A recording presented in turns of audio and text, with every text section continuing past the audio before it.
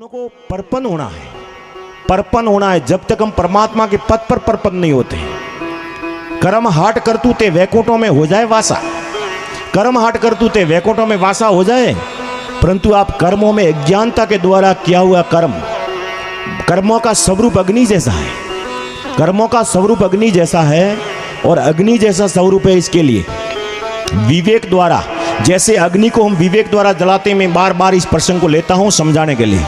विवेक द्वारा अग्नि को जलाते हैं, वो दीपक बनती है, प्रकाश करती है, और अग्नि अपने आप लग जाए तो विनाश कर देती है। नहीं करती है क्या? विनाश करती है। इसके लिए कर्म भी अग्नि जैसे, कर्म कोई सामान्य बात नहीं है, कर्म अग्नि जैसे हैं। उस कर्मों को बिल्कुल प्रमाणित करके मैं समझाऊं, उसके लिए पंडित जी से निवेदन करता हूं कि एक दिया और रुई मेरे पास ला कर रखें, दिया और रुई, उसको प्रमाणित करके समझाऊंगा कि कर्म क्या है। यहां पूछ रहा है, त्याग की बात तो कर रहा है अर्जुन। अब पहले अध्याय 18वें अध्याय के वो प्रथम श्लोक का हमने उच्चारण किया और उसमें दो बातें पूछी, संन्यास और त्याग। हे प्रभु, संन्यास कैसे हो, किसको संन्यास कहते हैं, संन्यास का अर्थ क्या, त्याग किसको कहते हैं। परंतु यहां है क्या, किसका त्याग करना है, त्याग करना किसका है। कर्मों का त्याग नहीं करना है, कर्मों का त्याग नहीं करना है, जगत का त्याग नहीं करना है।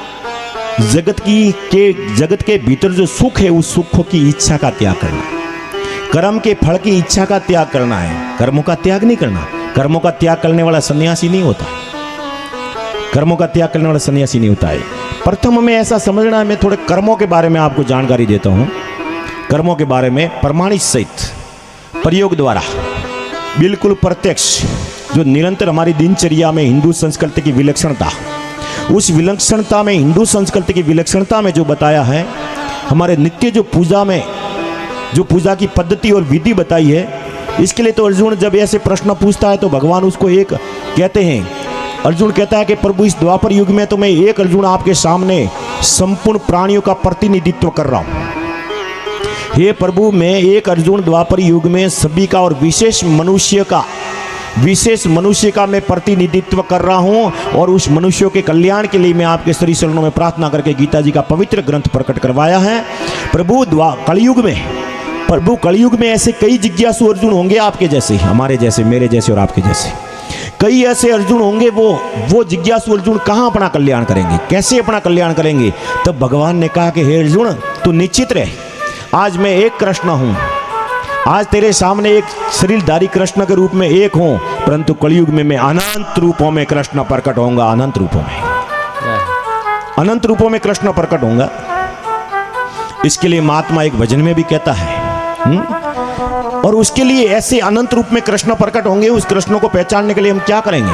तो महात्मा अपने भजन में कहते हैं, ये सासे रे मन मेरो साहिब ने रे सिमरो, सो सो रे सुंदर काया,